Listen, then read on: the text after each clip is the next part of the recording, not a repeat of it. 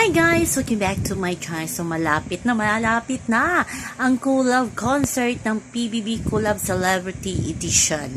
Sa linggo na po ito, August 10. So may mga haka-haka na ending na daw ng paglalayag ng Dasbia. Ano nga ba ang katotohanan? At ito nga bago natin talakayan yung issue na yan.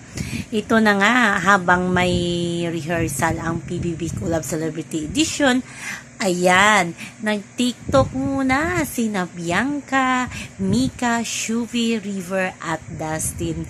Sobrang cute at kukulit at pinost yan ni Bianca sa kanyang TikTok official account. Ayan, syempre kinilig na naman ang Dasbia. Unti-unti nang nagpo-post si Bianca na finiflex niya si Dustin nyo sa kanyang mga social media account.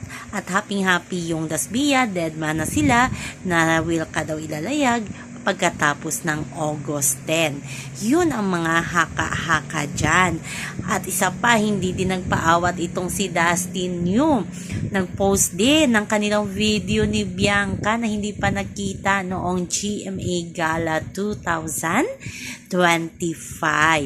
At marami na naman ang kinig, kahit mga kaibigan, mga artista, hindi talaga napigilan mapakomment ng super sweet nilang dalawa. O diba? So sa mga welka dyan, sabi ng mga Dasbia, ayuda na. Pero sabi ng mga Dasbia, mahinaho na daw sila ngayon. Kahit ano pa daw ipalabas na balita ng Wilka na si Bianca daw ang may gusto ng live na yun sa TikTok, ay dead man na daw sila.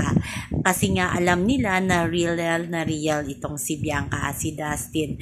Pagkatapos nga ng rehearsal nila kahapon ay nagbanding sina Bianca, Dustin at Mika sa kondo ni Mika Salamanca.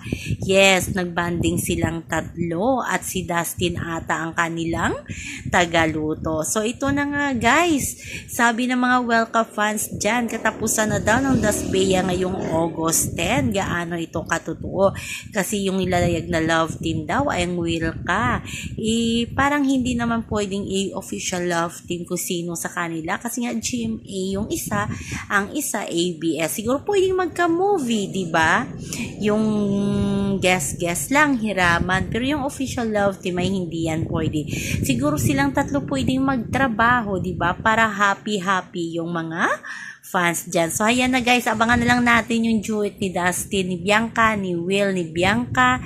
Kasi pagbibigyan lahat yan ng management kung sino yung siniship sa loob ng bahay ni Kuya. So, yun lang po guys ang ating update sa ngayon hanggang sa muli. Bye-bye. Also remember, wag po tayong paka-stress.